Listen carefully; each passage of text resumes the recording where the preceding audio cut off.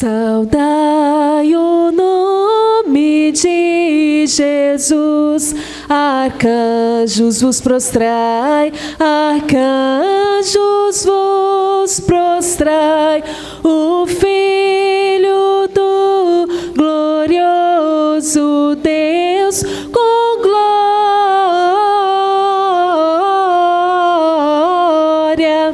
glória, glória, glória, com glória coroai. Ó escolhida geração do bom eterno Pai, do bom eterno Pai, o grande autor da salvação, com glória,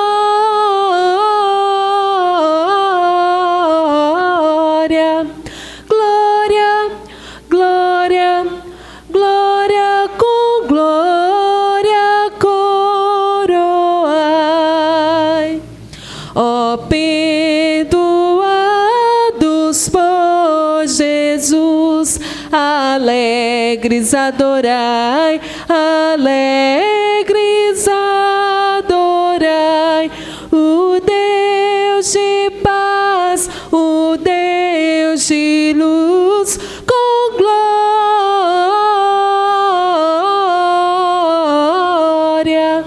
glória, glória, glória, com glória coroai.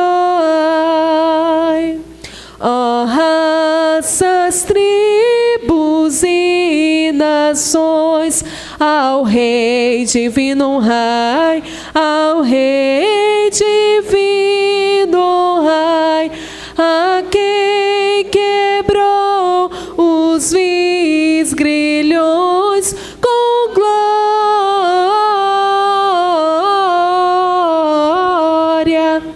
glória, glória, glória, com glória coroai.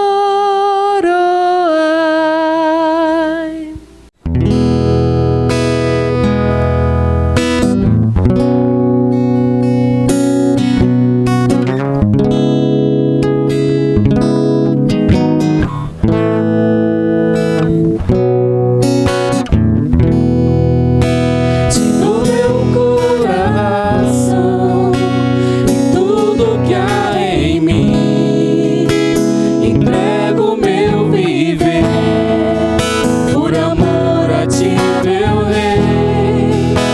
Meus sonhos rendo a ti e meus direitos dou, orgulhos vou trocar pela vida do Senhor.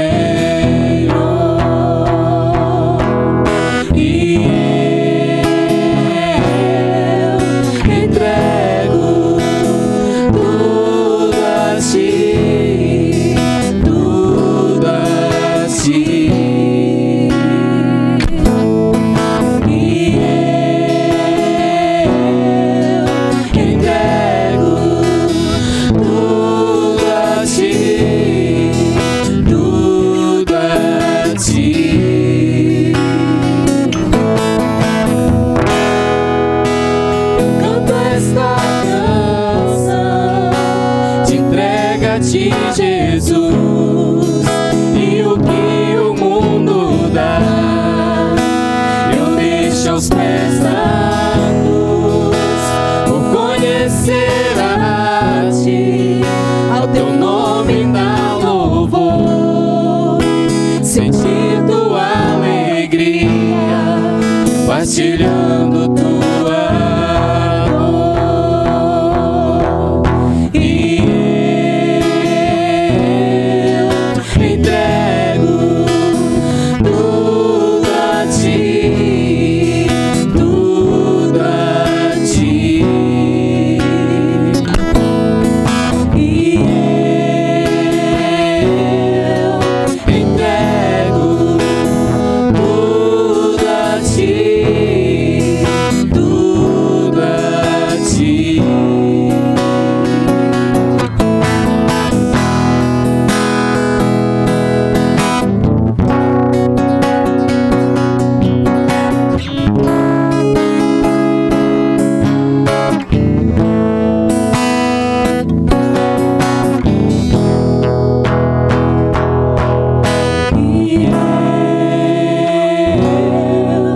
entrego tudo a ti, tudo a ti.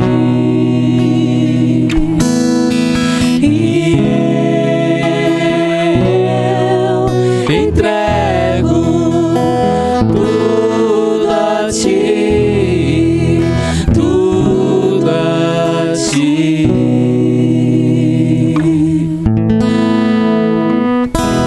Senhor nosso Deus, nosso Pai, nós queremos entregar nas Suas mãos as nossas vidas. Nós entregamos diante de Ti as nossas dificuldades, os nossos anseios, os nossos sonhos, os nossos desejos, meu Pai, que o Senhor sabe e conhece todos, meu Pai. Que o Senhor mesmo conduza nossas vidas, que o Senhor mesmo nos guie, meu Pai, para aquilo que é a Tua vontade, que nós sabemos que é boa, perfeita e agradável para cada um de nós, Senhor.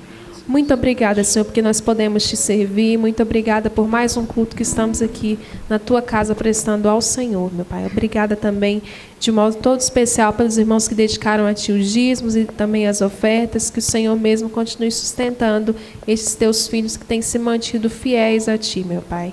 Muito obrigada por tudo. Nós pedimos perdão pelas nossas falhas. Oramos assim em nome de Jesus. Amém. Todos de pé, meus irmãos, em reverência à palavra de Deus, abram as suas Bíblias, por favor, na carta do apóstolo Paulo aos Gálatas. Carta de Paulo aos Gálatas, capítulo 1, versos de 1 a 5.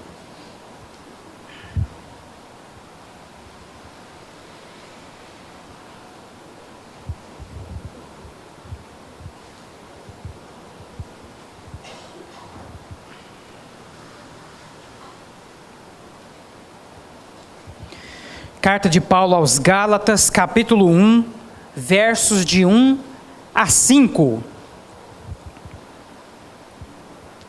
Carta de Paulo aos Gálatas, capítulo 1, versículos de 1 a 5. Prefácio e saudação da carta de Paulo aos crentes da Galácia. Todos encontraram? Amém ou misericórdia? Amém? A palavra de Deus nos diz assim, meus irmãos. A versão que eu vou ler aqui, a versão revista atualizada, um pouquinho diferente dessa que está aqui no Data Show, mas que você pode acompanhar aí na sua Bíblia também.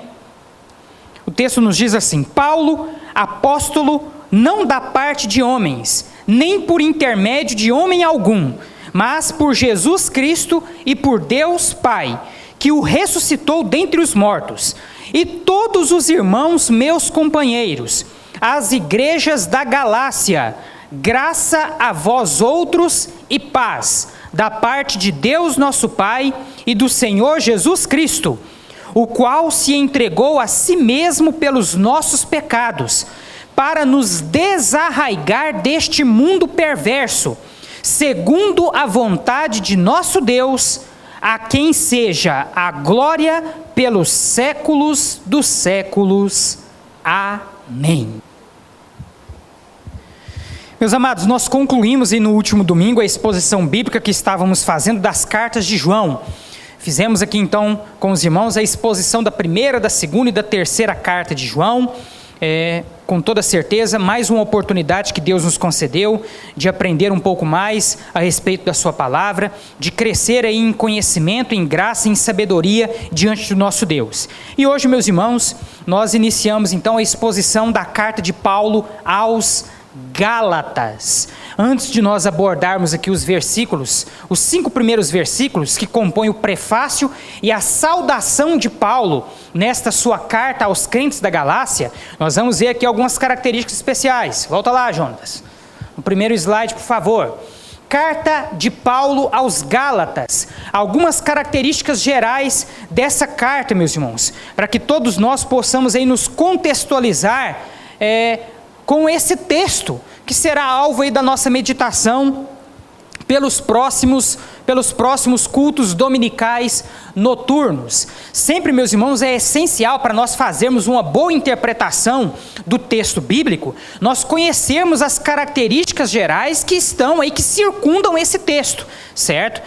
E para conhecer essas características, nós temos que dar uma passeada pela história, pela geografia, pelas características do texto, pelas datas que esse texto foi escrito, conhecer o autor desse texto, e é isso, meus irmãos, que nós vamos passar a analisar nesse momento, nesse breve resumo aqui que eu trouxe para os amados irmãos. Primeira coisa, no que diz respeito à autoria, meus irmãos. O autor dessa carta, obviamente, o apóstolo Paulo, certo?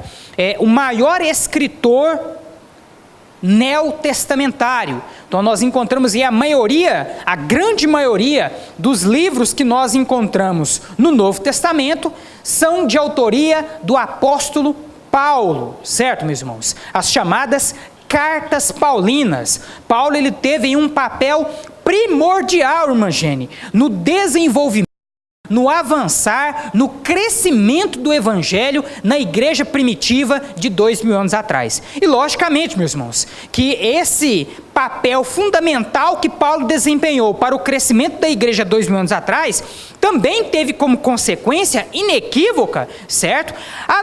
O evangelho chegar até nós nos dias de hoje. Afinal de contas, meus irmãos, Paulo é conhecido na literatura do Novo Testamento como o apóstolo dos gentios, certo?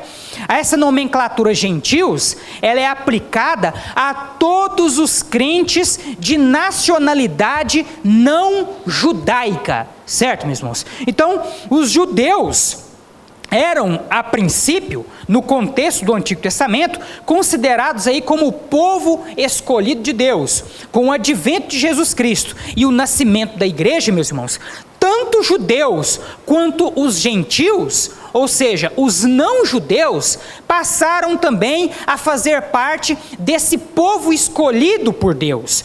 Povo esse, meus amados, que hoje em dia é escolhido não pela nacionalidade, mas pela fé em Jesus Cristo como Senhor e Salvador. Certo, meus irmãos? Então, aos olhos de Deus hoje, todos aqueles que são salvos não por conta de nacionalidade, não por conta de qualquer outro atributo.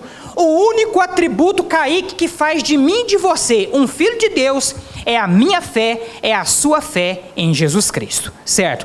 Fato é, meus irmãos, que no contexto bíblico sempre foi utilizada essa nomenclatura, gentios, certo? Então os gentios eram aquelas pessoas não judias, certo? Eram aquelas pessoas de nacionalidade não judaica. Amém, meus irmãos? Então, o apóstolo Paulo, ele é considerado aí na literatura neotestamentária como o apóstolo dos gentios. Paulo, irmã Maria, ele chamou para si essa responsabilidade. A grande maioria dos outros apóstolos se concentrou em pregar para os judeus, certo? Logicamente que depois essa pregação ela avançou, mas se nós podemos destacar dentre os líderes da igreja primitiva de 2000 anos atrás, alguém que de fato se dedicou a pregar o evangelho às outras nações, fugindo um pouco do contexto judaico, essa pessoa, meus irmãos, sem sombra de dúvida, foi Paulo, certo? Paulo, que antigamente se chamava Saulo, teve o seu nome modificado aí para Paulo, após o encontro sobrenatural que ele teve ali com Jesus Cristo, no caminho para Damasco, encontro esse que mudou a vida de Paulo completamente.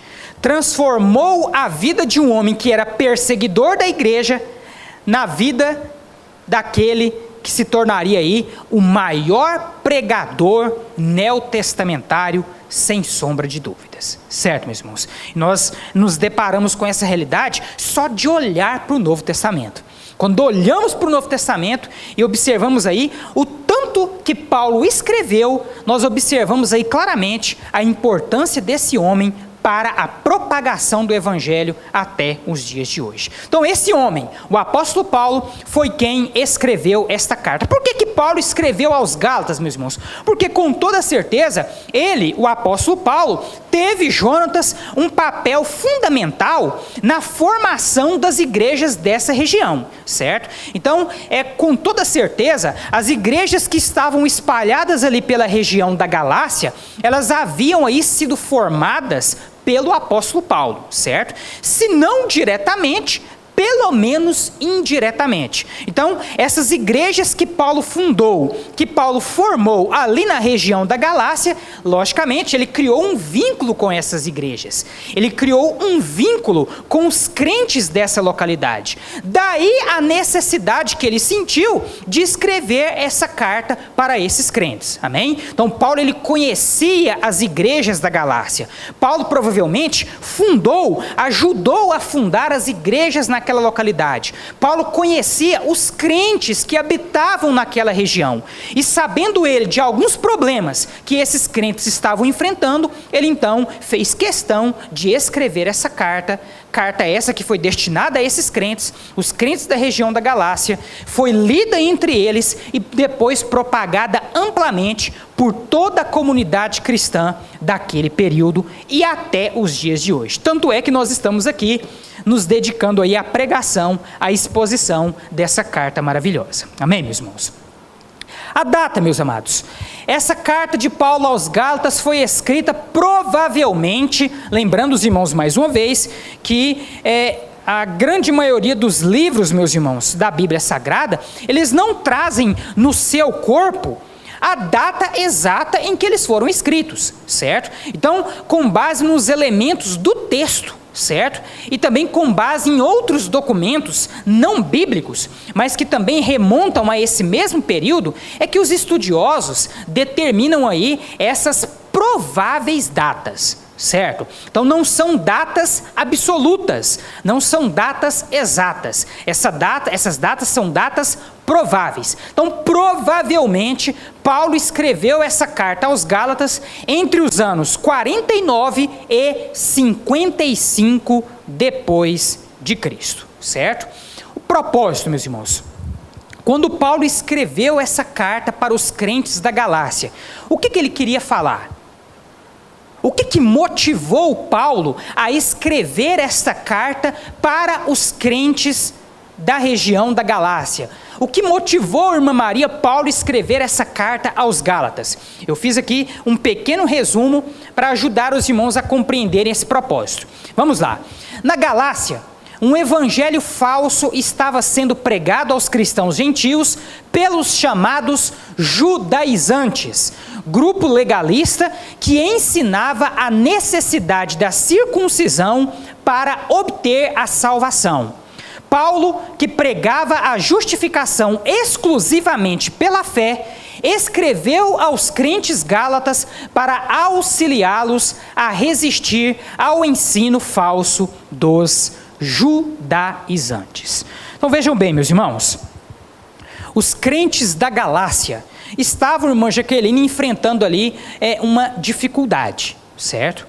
Estavam ali sendo alvos de ensinos, de pregações por parte de um grupo que na literatura bíblica e até mesmo extra-bíblica, quando nós pegamos, por exemplo, os escritos de Flávio Joséfo, que é um historiador contemporâneo à literatura do Novo Testamento, Flávio Joséfo também menciona esses grupos e outros historiadores, certo? Mas pegando aqui o contexto bíblico, nós observamos claramente a presença dessas pessoas que se diziam crentes em Jesus Cristo, certo? Mas esses supostos crentes em Jesus, eles exigiam dos demais crentes que cumprissem com certos rigores da lei mosaica, certo? E a principal exigência que esses crentes judeus queriam impor aos demais crentes, principalmente aos crentes gentios, ou seja, aos crentes não judeus, esses crentes judeus, irmão Genivaldo, estavam exigindo dos crentes não judeus, lá das regiões da Galácia, que eles fossem circuncidados. A circuncisão, meus irmãos, só relembrando aqui com vocês, a circuncisão foi uma exigência que Deus fez aos judeus na época, meus irmãos, do êxodo do Egito. Certo? Então, naquele momento ali, Deus, para poder fazer uma distinção clara entre o seu povo e os demais povos pagãos, certo? E também, meus irmãos, por questões de saúde, uma vez que o povo de Deus haveria de passar aí por um grande período no deserto. Então há uma série de considerações que devem ser feitas e que explicam o porquê de Deus ter exigido essa questão da circuncisão dos judeus naquele período, certo? Fato é, meus amados, que a circuncisão é uma marca que caracterizava o povo judeu, certo? Foi uma marca que Deus exigiu do povo judeu na época do êxodo da escravidão do Egito, certo? Então a circuncisão, ela sempre fez parte dos rituais de lei do povo judeu, certo, meus irmãos? Todo judeu, até o dia de hoje, judeu tradicional, ao 8º dia, após apresentar o seu filho, o que ele faz? Ele vai lá e circuncida a criança, certo? Por quê? Porque essa prática é uma prática que está especialmente vinculada às tradições, às leis judaicas. E o que estava acontecendo, irmã Jaqueline? Acontece que, quando Jesus Cristo veio, ele cumpriu na pessoa dele toda a lei do Antigo Testamento. E a partir do momento, meus irmãos, que Jesus Cristo veio a este mundo e cumpriu toda esta lei, todos esses rigores da lei judaica passaram não mais a serem exigidos para os novos crentes. A palavra de Deus, meus irmãos, ela vai nos ensinar, inclusive na carta de Paulo aos Gálatas, que hoje em dia a nossa circuncisão não é mais uma circuncisão de carne. A marca que nós carregamos hoje, meus irmãos, e que nos caracteriza como filhos de Deus, é a marca do Espírito Santo de Deus. É por isso que Paulo vai nos dizer que hoje nós somos circuncidados não na carne, nós somos circuncidados no Espírito de Deus. Mas o que estava acontecendo, irmão Genivaldo? Alguns crentes judeus achavam que não. Eles estavam ensinando o seguinte: vocês aí que não são judeus, vocês aí que não têm as mesmas práticas que nós, vocês que não seguem as mesmas tradições que nós, eu quero dizer para vocês, não adianta só ter fé não, certo? Alguns têm vindo aí falar para vocês que basta ter fé, mas eu quero dizer para vocês aqui que não basta ter fé. Se vocês não passarem pela circuncisão, vocês não serão salvos. Então olha só, meus irmãos, esses crentes chamados judaizantes eram judeus, certo? Que se diziam crentes em Jesus Cristo, mas que não abandonaram as antigas práticas da lei. E o pior, se eles guardassem essa prática só para eles, beleza, sem problema algum. Mas o pior de tudo, Jonatas, é que eles estavam exigindo dos crentes não judeus que se submetessem a essa prática. Olha só, para vocês entenderem a seriedade do negócio. Já imaginou se hoje em dia, meus irmãos, para se tornar membro da igreja, os pastores exigissem aí que todo homem fosse circuncidado? Era isso que os judaizantes estavam fazendo com os crentes. Ou seja, estavam pregando para eles um evangelho totalmente diferente daquele que Cristo e o próprio apóstolo Paulo havia ensinado para os crentes da Galácia. Qual que era o evangelho verdadeiro, irmã Maria? Qual é o evangelho que Jesus Cristo nos deixou? O evangelho que ensina que a salvação é única e exclusivamente por meio da... A salvação é única e exclusivamente por meio da fé, e não por meio das obras. Então, irmã Jaqueline, não são os rituais da lei, não são as obras da lei que você ou qualquer outra pessoa possa fazer que garantem a sua salvação. O que garante a sua salvação, minha irmã, é a sua fé em Jesus Cristo. E o que esses judaizantes estavam ensinando era justamente o contrário. Eles estavam dizendo o seguinte, Maria, se você não circuncidar, se vocês não cumprirem com certos rigores da lei judaica, vocês não podem ser salvos. Em outras palavras, o que eles estavam dizendo, irmã Rosilene, era o seguinte: não basta ter fé. é preciso também cumprir com certos requisitos. É necessário cumprir com certos rituais. É necessário cumprir com certas obras da lei. E onde é que Jesus Cristo ensinou isso? Onde é, meus irmãos, que nós encontramos essa pregação no Novo Testamento? Nós sabemos, meus amados, que as obras são importantes para confirmar a fé? São. Mas nós somos salvos por obras? De maneira nenhuma. A salvação, ela se opera na vida do crente única e exclusivamente por meio da fé. Amém, meus irmãos? Então, os irmãos têm percebido, meus irmãos, na medida em que nós fazemos essas exposições bíblicas, que o cristianismo há 2000 anos atrás, ele enfrentava, meus irmãos, oposição de todos os lados, certo? Os cristãos há 2000 anos atrás, eles enfrentavam oposição do Império Romano, que os perseguia. Os cristãos há 2000 anos atrás, eles enfrentavam oposição dos judeus, que é o caso aqui dos judaizantes, que queriam impor para eles certas regras que ficaram no passado. Jesus, meus irmãos, cumpriu a lei. Pronto. Jesus, a lei mosaica, ela teve o seu fim em Jesus. A partir de Jesus, uma nova aliança foi estabelecida. E essa nova aliança, ela trouxe regras muito superiores a essas regras carnais que estavam em vigor na época do Antigo Testamento. Mas enfim, os cristãos de 2000 anos atrás enfrentavam, além dos romanos, enfrentavam também os judeus, que perseguiam os crentes e ainda às vezes exigiam deles práticas do passado, como essas que nós estamos aqui expondo para os irmãos. Além dos romanos, meus irmãos, e além também dos judeus, os cristãos há 2000 anos atrás, imagina, enfrentavam quem? Os falsos mestres. Pessoas que surgiam dentro das próprias comunidades cristãs, que se desviavam da verdade e começavam a pregar heresias. Então, irmão Alex, eu te digo uma coisa, meu irmão. Se não fosse pela graça de Deus, se não fosse pelo poder do Espírito Santo, com tanta oposição que os cristãos enfrentaram há 2000 anos atrás, era muito pouco provável que o Evangelho chegasse até nós hoje. Sabe por que chegou, irmã? Porque assim como Paulo diz, e eu creio, e cada um dos irmãos também deve crer, não me envergonho do Evangelho, porque é o poder de Deus para a salvação de todo aquele que crê. O Evangelho é o poder de Deus, e o poder de Deus não pode ser barrado, nem por romanos, nem por judeus, nem por falsos crentes.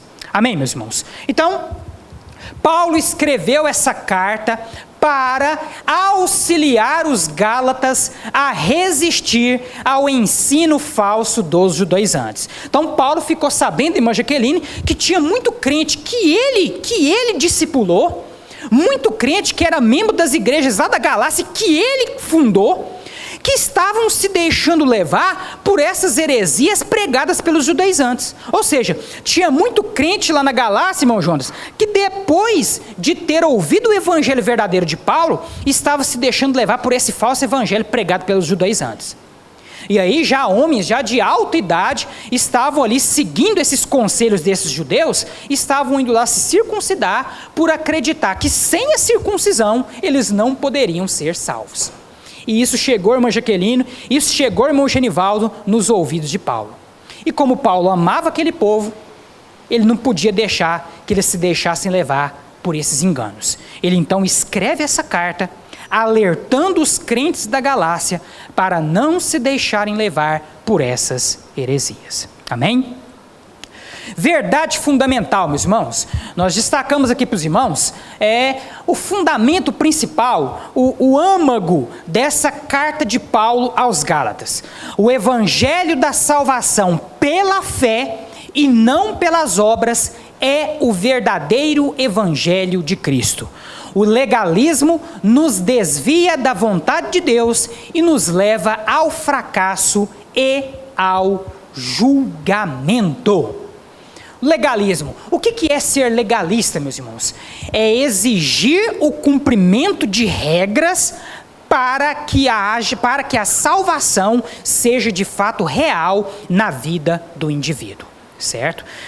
Quando nós falamos de regras aqui, meus irmãos, nós estamos falando, logicamente, de regras cerimoniais. É óbvio que a Jaqueline, como crente, ela tem que obedecer a Deus? Tem. Ela tem que obedecer os mandamentos? Tem. Mas essas regras cerimoniais, lá do Antigo Testamento, lá do templo, lá do tabernáculo, essas regras cerimoniais, meus irmãos, elas ficaram para trás. Todas elas foram cumpridas na pessoa de Jesus. Hoje em dia, nós não temos mais que nos submetermos a elas, certo? Então, se eu exigir do Genivaldo que ele cumpra regras cerimoniais, e eu dizer para ele, ó, Genivaldo, se você não cumprir com essas regras cerimoniais, você não vai ser salvo. Eu estou cometendo uma heresia. Porque a salvação depende, irmão Genivaldo, de uma única coisa. Ela depende da sua fé. Amém? Entendido isso, meus irmãos? Entendido, Josiel? Tranquilo aí? Então, meus irmãos, esse aí é o contexto dessa epístola paulina direcionada aos Gálatas. Com certeza os irmãos estão aí se perguntando assim, pastor, o senhor está falando aí de Gálatas, de Galácia, onde é que fica isso, meu Deus do céu? Ficava, né, meus irmãos? Porque, logicamente que as cidades originais já não existem mais. Mas, enfim, onde é que ficava, ô Jonatas? Onde é que ficava aí essa região da Galácia, certo? Essa região da Galácia, meus irmãos, ela equivale hoje em dia à região onde está concentrado, onde está, nos dias de hoje, a chamada Turquia, certo? Só aqui para poder ficar mais claro, para os irmãos se contextualizarem melhor, certo? Essas igrejas que estavam espalhadas pela região da Galácia, elas estariam, se estivessem de pé até os dias de hoje, situadas em uma região lá da Turquia chamada de Anatólia, certo? Então é ali na região da Turquia, onde, aliás, meus irmãos, se encontravam também as chamadas 7 igrejas da Ásia, que nós encontramos lá no livro do Apocalipse, certo? Então, aquela região ali da Turquia, principalmente a parte ocidental, é ali naquela região onde aí se reuniam a maioria dessas comunidades cristãs mencionadas no Novo Testamento. É o caso também da chamada Galácia. E os crentes da Galácia são chamados de Gálatas, certo, meus irmãos? Assim como o pastor Amadeu é santelenense, assim como a Jaqueline qual que é a sua naturalidade, minha Jaqueline? Rioverdense? De onde tu é? Torixorel. Como é que pronuncia isso agora, minha irmã? Torixorina. Meu Jesus amados. Vivendo e aprendendo.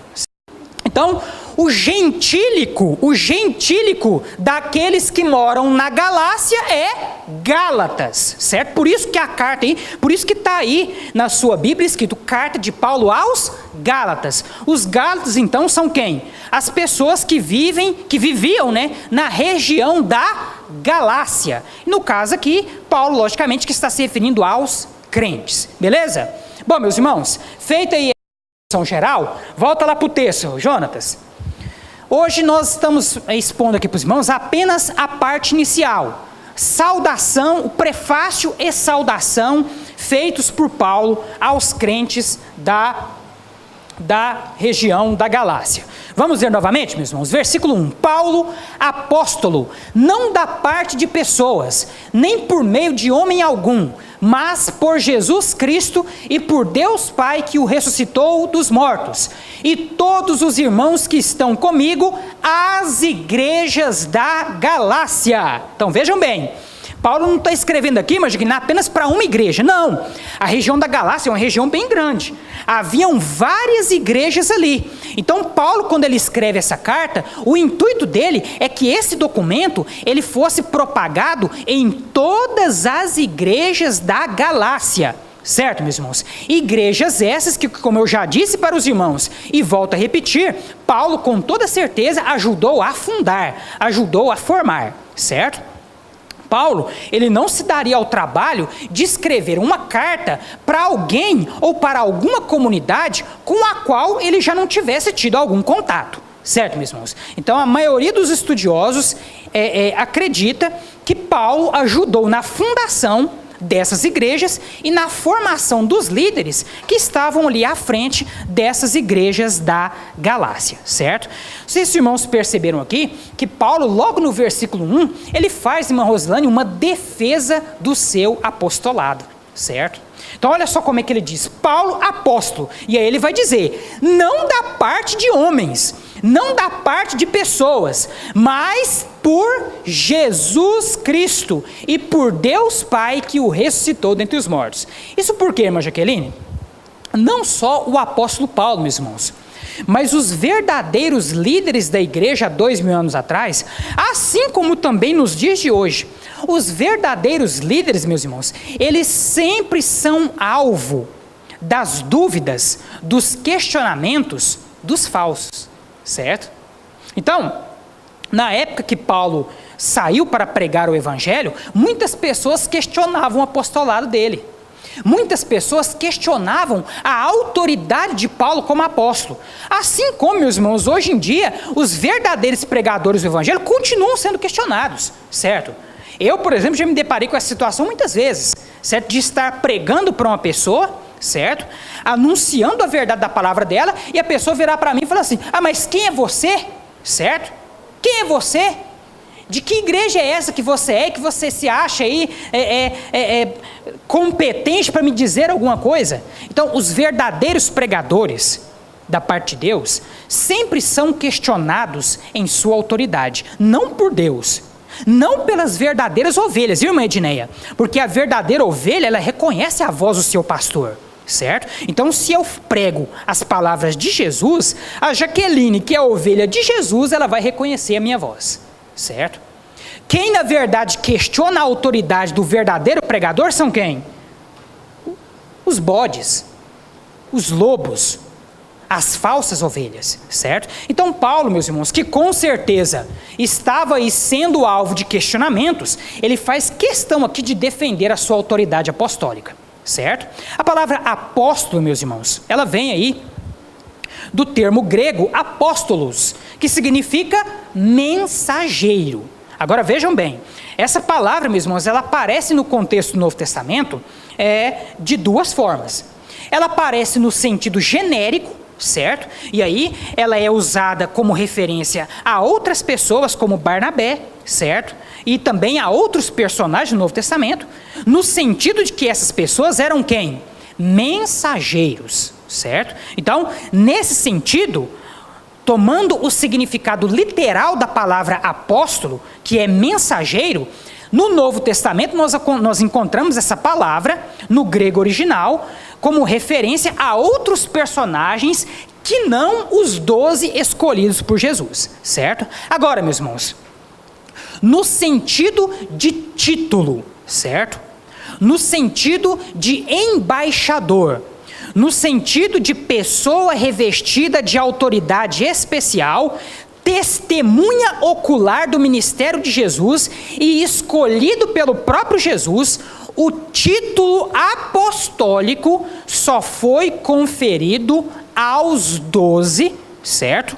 Originalmente falando, desses 12, um apostatou da fé e se perdeu, e depois aquele que o próprio Jesus Cristo comissionou para a 12ª vaga vacante, foi quem? O apóstolo Paulo no caminho de Damasco, certo? Então, Paulo, apesar de não ter sido escolhido por Jesus em vida, certo? Paulo, no caminho de Damasco, ele teve um encontro vivo e pessoal com quem? Com Jesus, certo? Com Jesus. E o encontro, irmã Maria, foi tão excepcional que Paulo ficou cego e foi recuperar a visão apenas alguns dias depois, certo? Mediante intercessão ali do profeta, que já havia sido preparado por Deus. Então, naquele momento ali, meus irmãos, aquele encontro pessoal que Paulo teve com Jesus, naquele momento ainda era Saulo, né?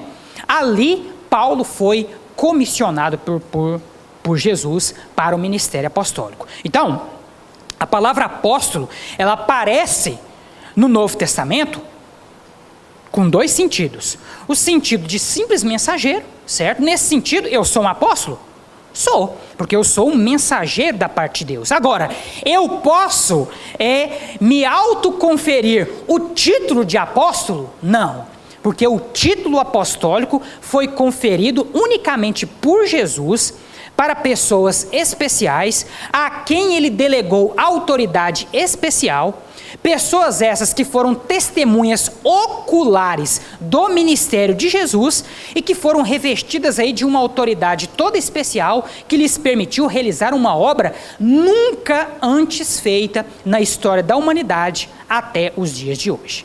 Certo, meus irmãos? Então, a palavra apóstolo no sentido de mensageiro, ela cabe para todo aquele que leva a mensagem do evangelho. O título apostólico só cabe a quem?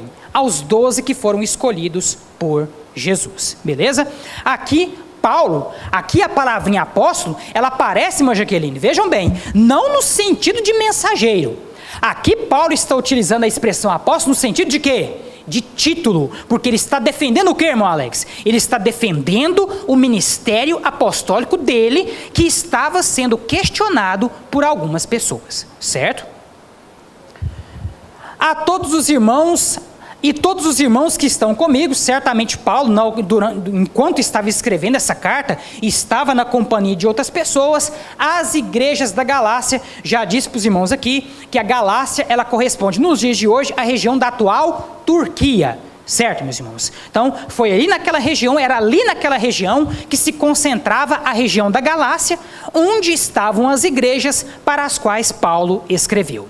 Versículo 3. Vejam aqui uma coisa interessante nesse versículo 3, que eu quero chamar a atenção para os irmãos hoje. Versículo 3. Que a graça e a paz estejam com vocês, da parte de Deus, nosso Pai, e do Senhor Jesus Cristo. Meus irmãos, eu não sei se os irmãos já perceberam, nas leituras que os irmãos já fizeram das cartas paulinas, mas Paulo, imagina, ele tem um jeito especial de cumprimentar os crentes.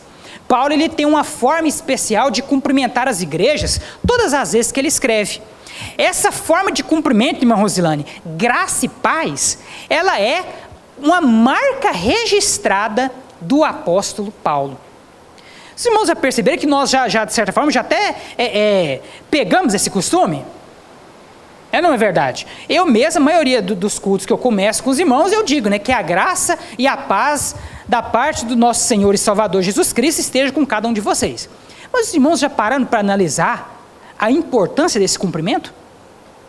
Quando Paulo cumprimenta aqui os crentes dizendo que a graça de Deus e a paz de Deus estejam sobre você, o que Paulo estava querendo dizer com isso? Essas duas palavrinhas, meus irmãos, elas têm um peso espiritual muito grande, irmã Jaqueline. Você já parou para refletir nisso? Com certeza não, né, minha irmã? Já? Não? Depois eu vou te cobrar para ver se você está sabendo mesmo, viu?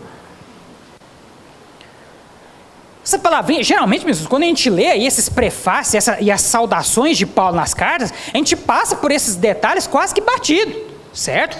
Até porque é um cumprimento, né? Graça e paz. E nós utilizamos esse cumprimento com muita facilidade, nós mesmos, sem às vezes, nos atentarmos para a importância daquilo que nós estamos dizendo.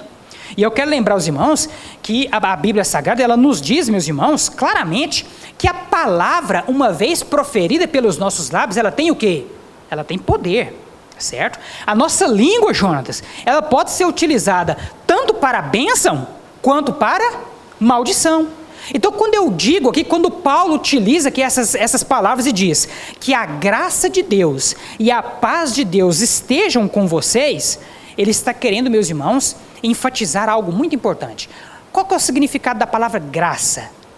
Dom imerecido. Presente que você recebeu e não mereceu. Então, quando Paulo diz aqui, irmã Gene, que a graça de Deus esteja sobre ti, ele está enfatizando que sobre a sua vida está um presente que, na verdade, você não merece. Então, Paulo, quando ele cumprimenta, nós, quando nos cumprimentamos assim, nós, na verdade, estamos querendo dizer às pessoas a quem nós cumprimentamos: lembre-se sempre, se hoje você é um crente, se hoje você é um filho de Deus, se hoje você é salvo, você foi salvo não porque você merece. Você é crente não porque você merece. Você é filho de Deus, irmão Genivaldo, não porque você merece, mas porque Deus, na sua infinita graça e misericórdia, decidiu te dar essa bênção. Amém, meus irmãos? E além da graça, Paulo também cumprimenta com a graça e com a paz. Por que nós, meus irmãos, como crentes, precisamos de paz? O que vocês acham, meus irmãos? Nós, enquanto filhos de Deus, nós, meus irmãos, desde a antiguidade até o dia que Jesus voltar, nós haveremos de enfrentar muitas turbulências nessa terra. É ou não é verdade? Hoje, na nossa escola bíblica dominical, nós estávamos estudando aqui os salmos de confiança, né, escritos por Davi. Nós percebemos ali como que Davi, diante das mais intensas adversidades, conseguiu demonstrar a confiança verdadeira que ele tinha em Deus. Você, Jonas, vai passar por muita tribulação nessa terra. Sabe por quê? Porque você é um filho de Deus em um mundo que jaz no maligno. Você não pertence a esse mundo. Você pertence a Jesus. Nesse mundo você vai enfrentar muitas aflições. E para enfrentar essas aflições, meu Genivaldo, nada melhor do que a paz de Deus. Então, todas as vezes, Jonatas, que você estiver enfrentando aquela dificuldade, peça a Deus a paz que excede todo o entendimento. Amém? Porque a paz de Deus, meus irmãos, de fato, ela foge, extrapola todos os limites da nossa compreensão. A paz de Deus, irmã Jaqueline, é um negócio tão extraordinário que você, irmã, pode estar naquele momento assim que todo mundo olha para você e pensa, agora ela vai desesperar. Se a paz de Deus está presente na sua vida, você, mesmo numa situação de desespero, consegue transparecer para as pessoas à sua volta que você é a pessoa mais calma do universo. Agora, nós conseguimos isso com as nossas próprias forças? Não. É a paz de Deus que nos dá essa tranquilidade. E é por isso, meus irmãos, que Paulo sempre começa as suas cartas, ou pelo menos a maioria delas, dizendo que a graça e a paz de Deus estejam com você. E é por isso, irmã Maria, que eu cumprimento todos os irmãos também com essa mesma afirmação, que a graça de Deus, que a paz de Deus estejam sobre a sua vida. Amém, meus irmãos? Espero que agora, todas as vezes que os irmãos forem ler, os irmãos se lembrem disso. Não é verdade? Às vezes a gente passa despercebido por esses detalhes e não reconhece a profundidade das palavras. E as palavras, meus irmãos, que estão na Bíblia Sagrada, todas elas têm um significado profundo para todo aquele que verdadeiramente crê. Amém? Continuando aqui, meus irmãos, versículo 4. Que a graça e a paz estejam com vocês da parte de Deus, nosso Pai, e do Senhor Jesus Cristo, o qual entregou a si mesmo pelos nossos pecados. E aqui, meus irmãos, Paulo, ele enfatiza aqui a razão fundamental da nossa fé. Jesus, irmã Jaqueline, morreu no seu lugar pelos seus pecados. Jesus, irmã Verônica, morreu no seu lugar. Jesus levou na cruz os seus pecados, porque ele mesmo não tinha pecados.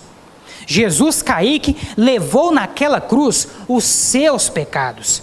Era você, Kaique, que deveria ter morrido naquela cruz, mas Jesus fez isso por você. E mais que isso, meus irmãos, Paulo diz aqui que além de entregar-se a si mesmo pelos nossos pecados, Jesus nos livrou deste mundo perverso, segundo a vontade de nosso Deus e Pai, a quem seja a glória para todo o sempre. Amém. Quando Paulo, meus irmãos, diz aqui que Jesus nos livrou deste mundo perverso, quando a gente olha para esse texto no original grego, meus irmãos, Paulo está aqui já desde as primeiras linhas abordando o conteúdo essencial dessa carta. Estão lembrados do que eu disse para os irmãos no início? Qual que foi o propósito? O que levou Paulo a escrever essa carta? Alertar os crentes da Galácia, certo? Auxiliar os crentes da Galácia a resistirem aos falsos ensinos dos judaizantes. a auxiliar os crentes da Galácia a resistir ao legalismo. O que Paulo está enfatizando aqui, meus irmãos, nessa carta aos Gálatas, é que o evangelho verdadeiro prega que a salvação vem pela fé, e não pelo legalismo, e não pelas obras. Quando Paulo diz aqui, meus irmãos, que Jesus Cristo nos livrou desse mundo perverso, o texto lá no original grego, meus irmãos, ele já nos traz aí, em linhas gerais, o ensino, a verdade de que, quando Jesus Cristo morreu por nós na cruz, ele, irmã Rosilane, nos libertou das tradições desse mundo.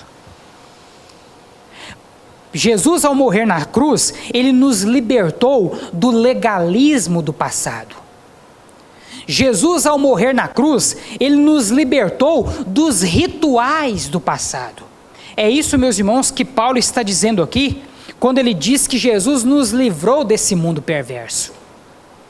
Meus irmãos, viver pela lei é viver para a condenação. Não existe, irmão Alex, uma única pessoa na história da humanidade que tenha conseguido cumprir a lei de Deus. Nenhuma.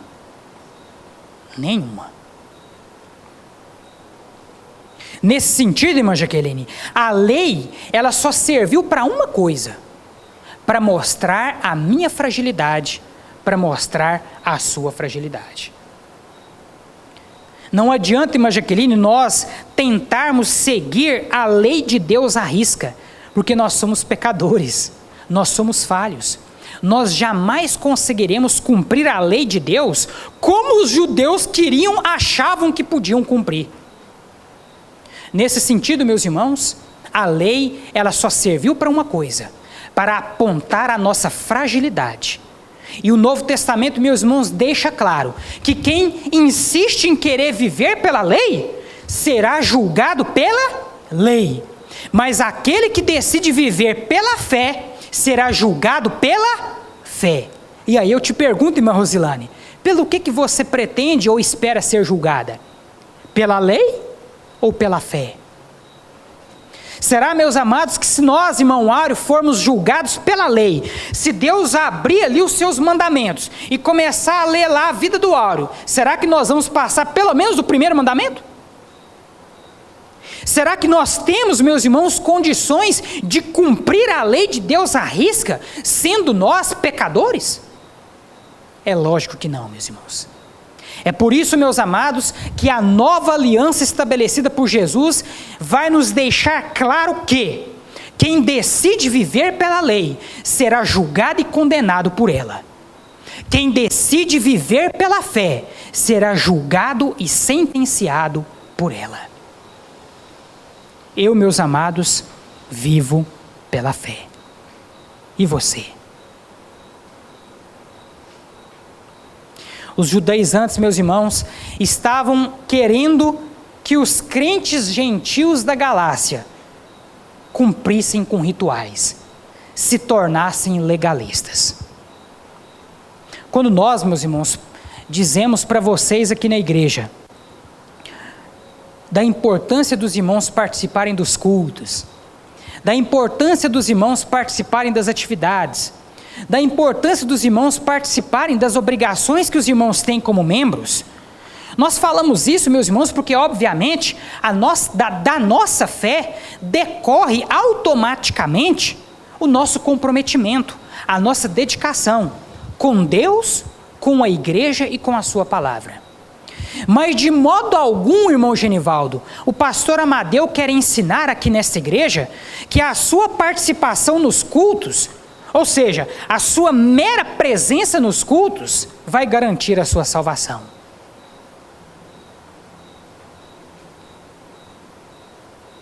O mero cumprimento de rituais, meus irmãos, não nos conduz à salvação. É importante ser comprometido, é importante ser dedicado para com Deus, para com a nossa igreja e para com a palavra, sim. Mas nenhum ritual, meus irmãos, pode garantir a mim e a você a salvação que é garantida pela fé. Amém, meus irmãos? O justo viverá pela fé. Amém? Vamos colocar de pé nesse momento, meus amados?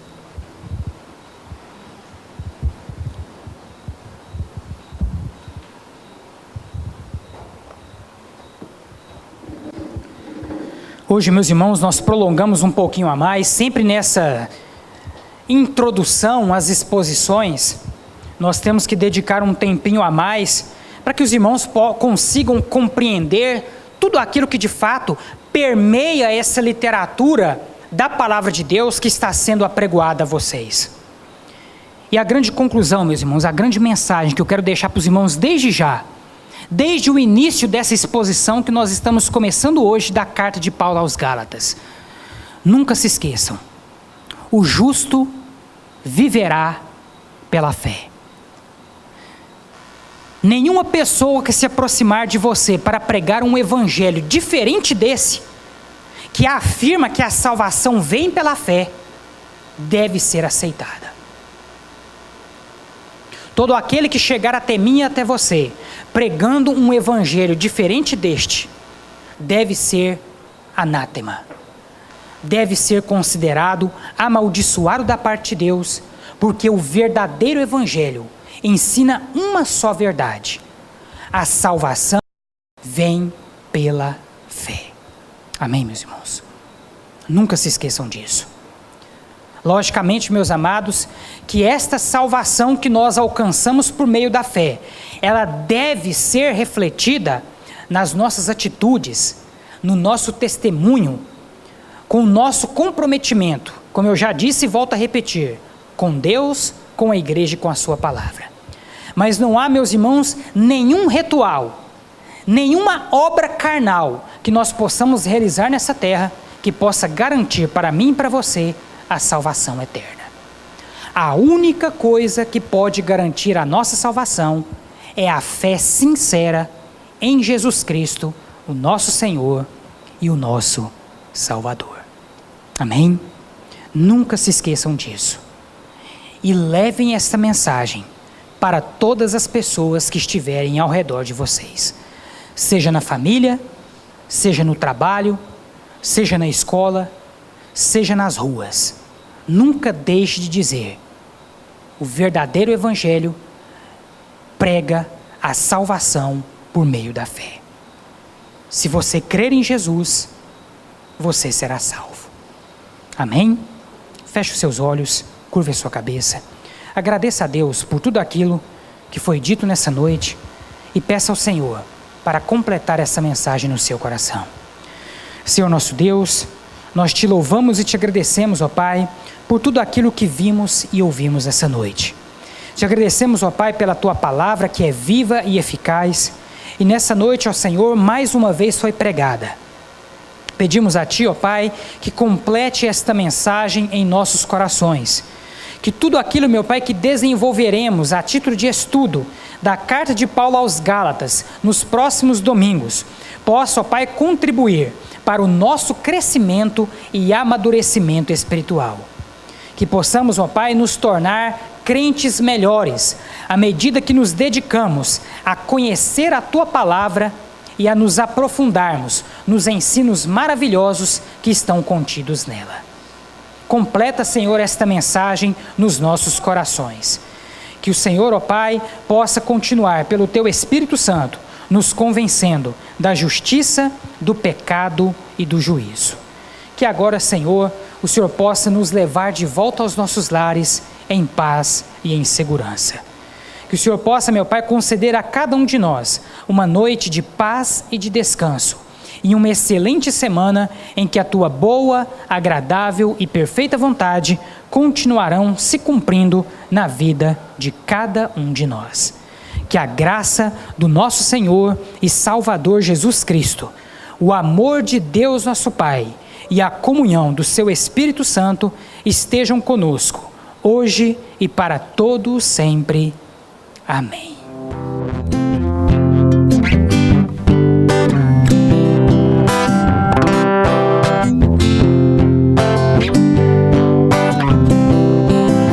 Jesus, em tua presença, reunião. aqui, contemplamos tua face e rendemos-nos a ti, pois um dia a tua morte trouxe vida a todos nós e nos deu completo acesso ao coração do Pai.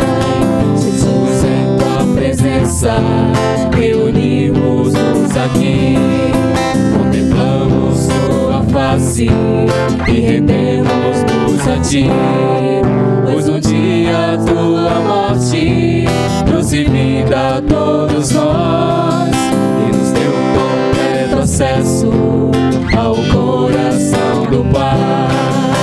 O véu que separava já não separa mais, a luz que outrora apagada agora brilha e cada dia brilha mais. Só pra te adorar, fazer teu nome grande e te dar o louvor que é devido. Estamos nós aqui. É o que separava, já não separa mais, a luz que outrora apagada agora brilha e cada dia brilha